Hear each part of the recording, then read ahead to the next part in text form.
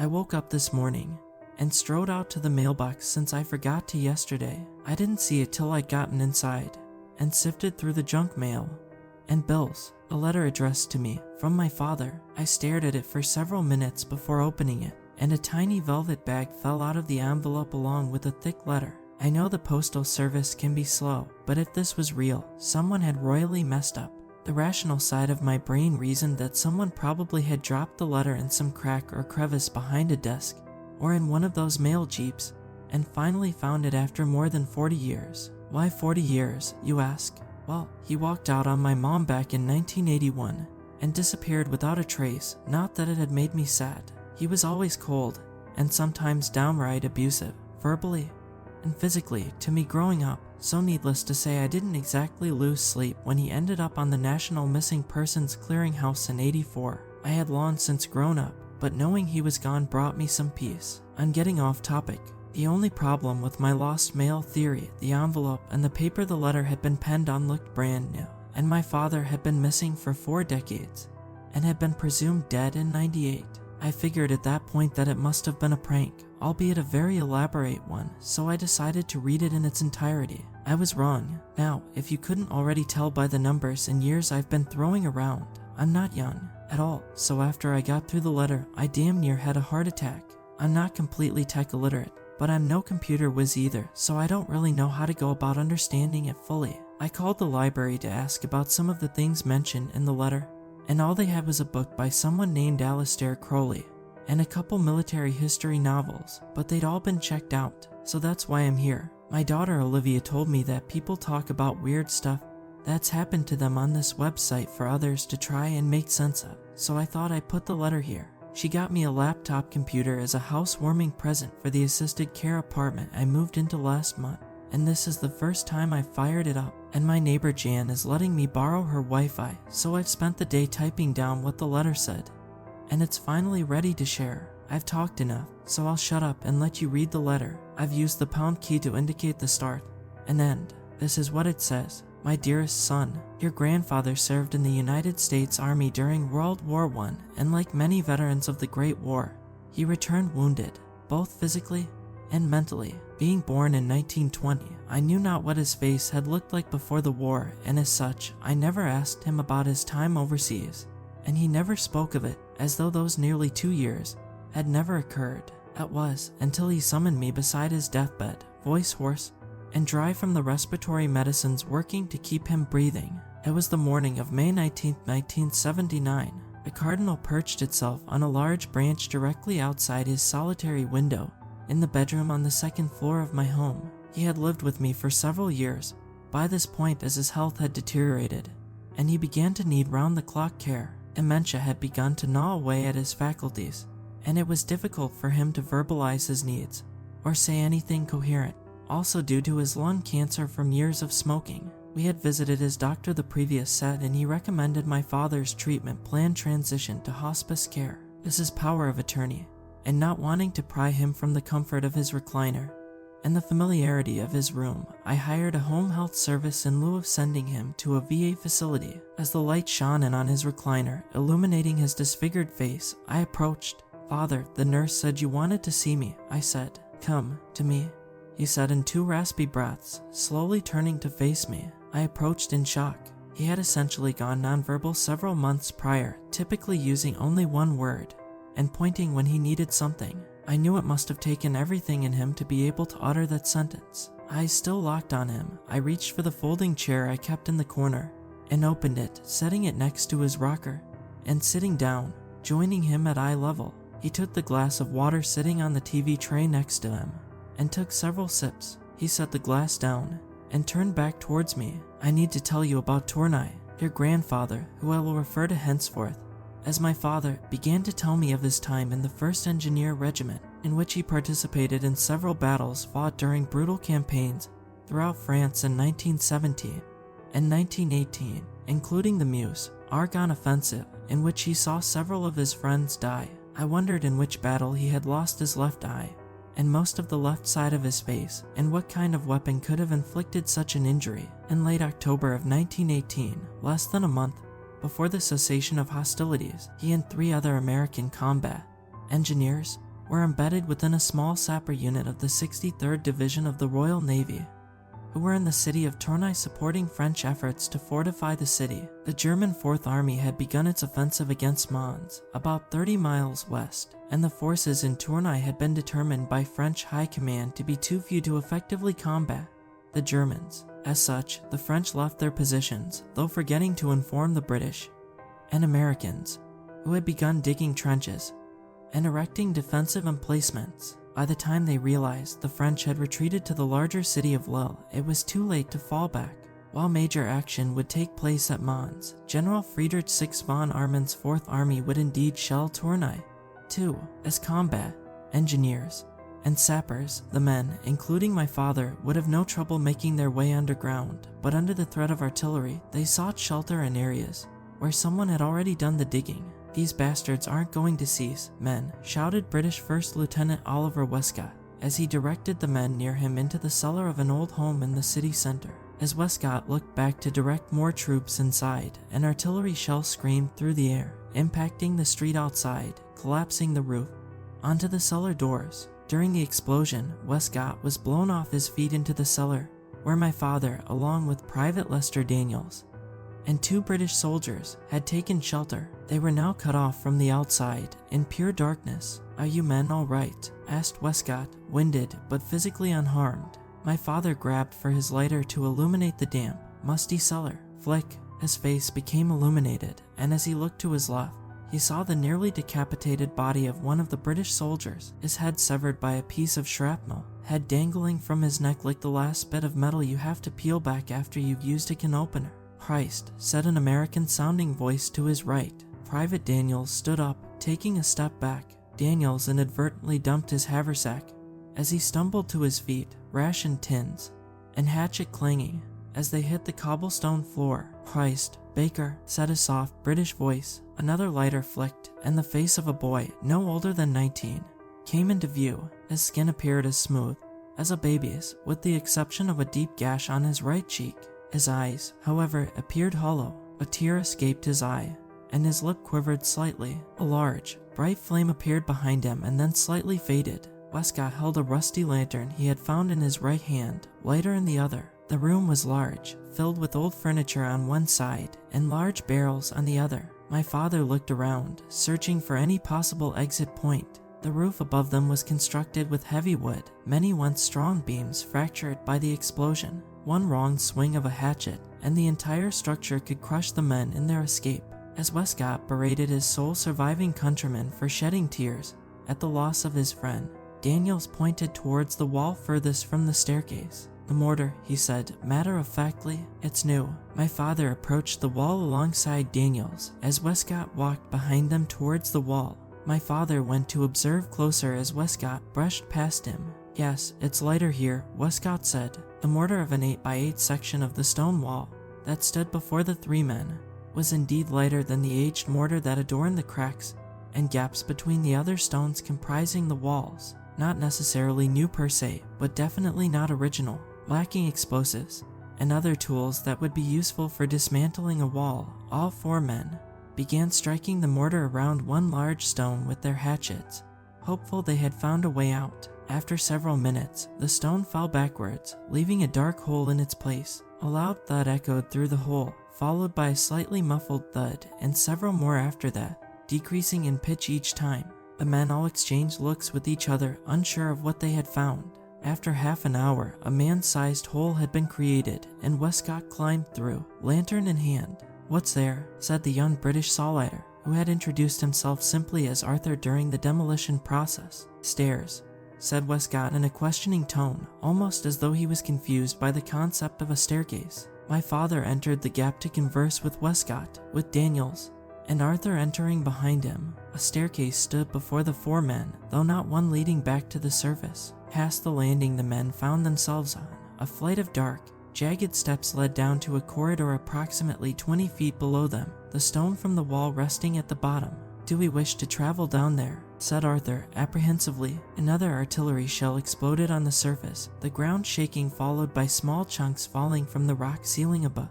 With no other option besides waiting to die, the 4 men returned back to the cellar to retrieve their supplies and rifles, and then journeyed down the stairs, greeted by a large passageway spanning as far as the lantern light could reach. The men moved forward. A soft thump could be heard above the men, and small bits of rock crumbled to the floor. More artillery. After walking for what he estimated was 10 minutes, my father heard a noise from up ahead. A large shadow appeared around a corner, illuminated by the lantern, small appendages dancing on the wall like a finger puppet, a large oblong head adorning the top of the form. What appeared to be wings fluttered on the back of it. Westcott drew his revolver from its holster, racing forward with the lantern to confront the unknown shadow. He rounded the corner and stopped in his tracks, lowering the revolver and chuckling. Westcott looked back at the 3 men. "It was a rat," he said, laughing. The rest of the men entered the small room Westcott had rushed into. A small statue rested in the corner of the room, inscribed Clovis in French. A rat poked its head out from behind the statue before retreating behind it again. The men continued on down the passageway, stopping briefly to drink from their canteens. Shortly after resuming their journey, the narrow hall widened. Christ almighty, Daniels trailed off, seeing a massive circular room come into view. The ceilings here extended higher than those in the passageway, though not by much. Enveloping the perimeter of the room like wallpaper were skulls. In the center of the room laid a large, rectangular stone object, which my father immediately believed to be a coffin. He approached it, the others in tow. While appearing incredibly simplistic from a distance, the dark box was covered in various symbols, none of which my father recognized. He then proceeded to open it. What sounded like a breath emerged from the coffin, and a searing pain coursed through his hand, as though he had been stung. He cried out in pain, clutching his hand, stumbling back. Daniels unshouldered his rifle, hands shaking violently as his finger slipped, and he fired a shot into the coffin, putting a hole through the thin rock. Their ears rang, and something clattered to the ground behind the 2 men. Standing there, facing away from them, was Arthur. The lantern laid on the ground a few feet ahead of him, flames slowly dying. "Where the hell is Westcott?" said my father, voice trembling. Arthur turned towards him, face completely pale. He spoke in a deep, unnatural voice. "Hey," was all he managed to get out as the wet squelch of a hatchet burying itself in his head reverberated throughout the room. Arthur fell to the floor, blood seeping from his eyes, now red. As he collapsed onto his side, still facing them, he smiled. Just then, Westcott emerged from the darkness, holding his rifle, bayonet affixed. My father unshouldered his rifle and pointed it at Westcott. "Wait," said Westcott, just as my father and Daniels both fired at the murderer. Daniels' shot missed by a mile, his hand still shaking, but my father's shot pierced Westcott's uniform, puncturing his right lung. Coughing on blood, Westcott said 2 words that would make my father shudder when recounting his tale. "That him," he said, drawing his Webley and placing it to his temple. He stared straight ahead at the coffin, eyes wide. "Our God who art in heaven, hallowed be thy name. Accept me into your gracious arms, O Lord," he sobbed, before pulling the trigger, gray matter and gore spraying the solid ground, the shot deafening to my father and Daniel's already ringing ears. Emerging from one of Arthur's ears came a small fly-like creature, which then flew into the darkness. Daniel staggered backwards towards the coffin as the light from the lantern faded. My father followed. Using his boot, Daniels, for some reason, kicked the remainder of the stone lid off, revealing a skeleton adorned in jewels, rings, and a golden crown. A sword, whose handle was wrapped in rubies, fit between the skeleton's hands. My father said he did not know why the 2 of them didn't simply run the opposite direction. It was as though they were drawn by the mystery just as much as they were afraid of venturing outside what was illuminated by the still dying lantern. Daniels reached into the coffin, attempting to remove a ring from one of the skeleton's hands, breaking the finger off. In the process, a low roar emanated from the direction opposite of which they had entered. A fly buzzed through the air and landed on Daniel's outer lobe. My father could only watch as it entered his ear, for as soon as he was able to verbalize that there was a fly, it had already burrowed in. Daniels blinked and looked down. He felt the strap on his shoulder and looked at the wooden and metal rifle he now held in his hands, his face reflecting off the surface of the sharp bayonet affixed to the muzzle. Daniels dropped the weapon haphazardly and stumbled towards my father as if he had not walked in years. My father backed up, frightened. Daniels held up the bony finger in his hand and smiled, a pentagram carved into the middle of the ring, and the script of a language unknown to my father at the time surrounding it. Daniels moved forward towards my father and touched his face. My father screamed in agony and fell to the ground, steam rising from his cheek, his left eye melting from its socket and dripping onto the ground. "Put on the ring," Daniel said in what sounded like the voices of 1,000 dying men. My father ran, grabbing his rifle and falling as Daniels fell on top of him. Blood poured out on my father's torso as it ran like a river from Daniel's mouth and stomach, his body now resting on top of the rifle, bayonet extending out of his back. Daniels blinked and swatted at my father, his hands unable to make contact. The bony ring finger fell from one of Daniel's hands and landed on my father's uniform. A sizzling sound came from his chest as the ring made contact with his skin after eating through the green wool. Another shout of unbearable pain came from my father as he swatted the finger and ring away from him. The buzzing sound could be heard once more as the small fly emerged from Daniel's left ear and approached my father, still pinned under the corpse. He removed his lighter from his pocket and sparked it in front of the creature, causing it to burst into flame. An unholy screech could be heard as it fell to the ground, wings alight like a plane that had been shot down, and it impacted the ground. My father stood up, moving Daniel's body from atop him, and stomped on the downed creature several times before running to the lantern, now barely alight, and rejuvenating the flame. That's when he saw them. Hundreds of shadows without owners stood along every side of the room, blocking 2 passageways. They slowly began to approach him, encircling him with intent. He walked back to the center of the room, now his only option. Grabbing Daniel's discarded rifle, he backed up to the coffin, panting. The shadows were closer now, nearly upon him. Removing the bayonet, my father painfully explained to me that he put the barrel of the rifle under his chin and fired. As he lay on the ground, he found himself looking at the body of his friend, rifle still sticking out of his chest, propping him up like a pike. The shadows moved around the corpse, as though something in the way, other than the body itself, prevented their travel. My father, in a final act of desperation, crawled towards Daniels, seeking whatever was keeping the shadows away from him. Resting under his rifle-propped body like someone sheltering in a tent was the skeletal finger, ring, and all. My father grabbed the ring off the finger, and the shadows immediately stopped. He placed it slowly on his finger, and the pentagram burst into flames. The shadows slowly began to kneel. My father looked around and gasped when he saw Daniels kneeling before him, his dead eyes staring up as blood dripped from his mouth, rifle still buried in his chest. His now purple lips moved, and in a scratchy voice, slowly said, "My king." My father walked towards the other passageway slowly. As he moved to escape, the shadows backing away to form a path. Some of the shadows began to take form, but my father refused to describe them. He finally reached the end of the second passageway, and when he turned around, the shadows were gone. After climbing a set of rocky steps, like those he had descended before, a wall appeared before him, and using the hatchet still in his haversack, still slung around him, smashed through the mortar surrounding a large rock, and pushed it through. Outside, he saw men marching down a street, who paused after noticing the rock fall to the road below. "Hello," he shouted, waving his arm through the hole. My father then pushed his head through, and was greeted by dozens of German soldiers. As my father pulled his head back through, he heard shots ring out.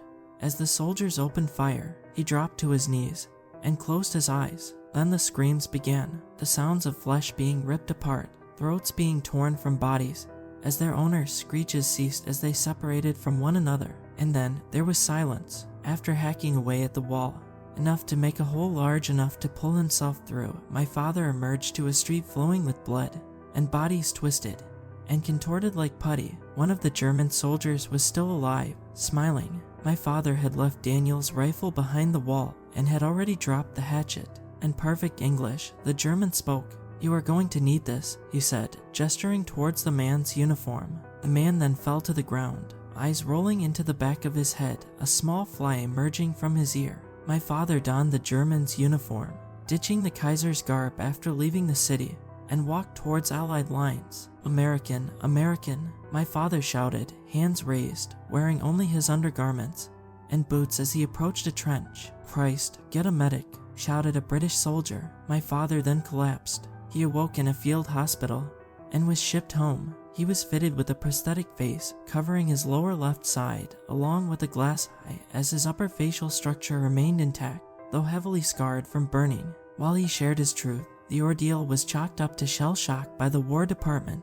The official story was that my father had been separated from the rest of his comrades during the bombardment of the city, lost his eye, and suffered facial burns due to fire and debris, while the gunshot wound was sustained when a German soldier wrestled with my father for his rifle, and it fired, but he managed to survive. He received several medals, and what he called a wound stripe, which was the equivalent of the Purple Heart at the time. He had the option to receive a Purple Heart retroactively later in life after it was introduced, which he declined. After my father finished speaking, he turned away and looked back out the window, the red cardinal still perched on the branch looking in at him. He smiled at the bird, and I slowly walked back downstairs. You were up there for quite a while. Is everything okay? The nurse, who had been waiting on the couch in the living room, asked me. Yeah, I was having a conversation with him, I said. She laughed. Robert, talking? That's hilarious. I've been here every day for a month now, and he's only spoken to me once. She laughed. What did he say? I asked. He asked me to put on a ring. My father died 5 months later. He was buried with full military honors, dressed in uniform. As he was lowered into his eternal resting place, and the preacher waxed lyrical about his good deeds, I held my hands in my pockets. It was quite chilly that day. In one hand, I gripped the funeral program. In the other, I held the ring that had been on my father's finger just before he was transferred to the hearse. In the years following his death, I traveled to Tournai and spoke with numerous scholars and occultists regarding the events surrounding my father's experience. This is what I found. Clovis I was the king of Francia from the late 400s to early 500s, ruling an area which comprised much of what is now northwestern France and surrounding areas including Belgium, where modern-day Tournai sits. Relics of his reign were discovered in the late 1600s, including a trove of gold and other precious jewels, metals, and rings whose worth was beyond measure. Though converting to a form of Christianity later in his short life, he was born into a certain breed of pagans and held various beliefs that made those closest to him fearful. Vast riches seemingly did not satisfy Clovis, as he would begin practicing and experimenting in Gosha, a Greco-Roman form of sorcery that existed long before the term witchcraft was coined. While mostly consisting of innocuous spells and methods of divination, there also existed a more supernatural element, namely the practice of summoning angels, demons, and other entities beyond our realm of understanding. The Catholic Church, having later granted him sainthood, sought to cover up his sorcerous past, and, given the power of the Church at the time, information on the topic is incredibly limited, found only in centuries-old texts and through the mouths of orators and mystics. One of the works that especially intrigued Clovis was the Testament of Solomon, a text written in Greek in which Clovis was fluent. The Testament speaks of King Solomon, who after confronting a demon receives a ring known as the Seal of Solomon from the Archangel Michael, emblazoned with a pentagram, giving him the ability to bring demons under his control by branding them with the sigil. Solomon wielded the seal, bringing countless demons under his behest, including Baphomet, Mephistopheles himself. While certainly equipped with a strong conventional army, Clovis found the prospect of controlling an otherworldly force loyal only to him too tempting. Sending multiple expeditions to Israel to search for the ring, his lust for control growing stronger as the years passed. The ring was found, and the fruits of Clovis' labor could finally be reaped. Shortly after summoning and employing demons to do his bidding in the catacombs, the king died. While the Catholic Church claimed his body was moved to an abbey in Paris, I know that he still rests in the depths below the soil of Tournai. I understand that this is much to process, though as the years drag on, and I gaze upon you from time to time, know that I am proud of you. Congratulations on your new abode. Now, while I have lived much longer than I could have fathomed, I am not immune to mortality. It is time for me to bestow the greatest honor upon you, my child. When you were diagnosed with cancer, you feared the worst, but I called upon my servant, Svendanel, to heal you. When you and your wife began to fall out of love, I beckoned Boljamech to mend your marriage. When you have experienced miracles, my child, they have not been of any god. The Testament explains it much better than I can. So Orneus took the finger ring and went off to Beelzebul, who has kingship over the demons. He said to him, Hither, Solomon calls thee. But Beelzebul, having heard, said to him, Tell me, who is this Solomon of whom thou speakest to me? Then Orneas threw the ring at the chest of Beelzebub, saying, "Solomon the king calls thee." But Beelzebub cried aloud with a mighty voice, and shot out a great burning flame of fire, and he arose, and followed Orneas, and came to Solomon. Once he was struck with the ring by the lesser demon Orneas, already behest to Solomon, our Lord became the king's servant, along with his spawn. You see, my son, this is why I named you Solomon. It is now time for you to reign over Beelzebub and his legion, and reap the benefits that come with such an honor. I know that you have seen the velvet pouch I sent you alongside my letter. If you have not opened it already, it is time to do so, my son. Put on the ring, and that's the letter. I've been sitting at my kitchen table all day trying to process this. I opened the bag after I finished reading it. It was like an involuntary motion. I didn't want to, but I couldn't help it. I saw my hands move, and could do nothing to stop them. It's going on 3 p.m. now, and all I've done today is stare at this ring. It's exactly like he described it. It felt wrong at first, just looking at it, like a kid gazing at a forbidden cookie in a jar. But it's calling to me. I can see now. It's so beautiful. It's just the right size. Since my wife Ruth died last year, I've repeated the same goddamn routine. Wake up, check the mail, watch the Rifleman before lunch, go to the Civic Center for bingo on Wednesdays, and watch MASH at dinner with my microwave Salisbury steak. To my only daughter, Olivia, if you are reading this, I am sorry. I'm miserable, so I think I'm going to do something different for a change. I'm going to try it on.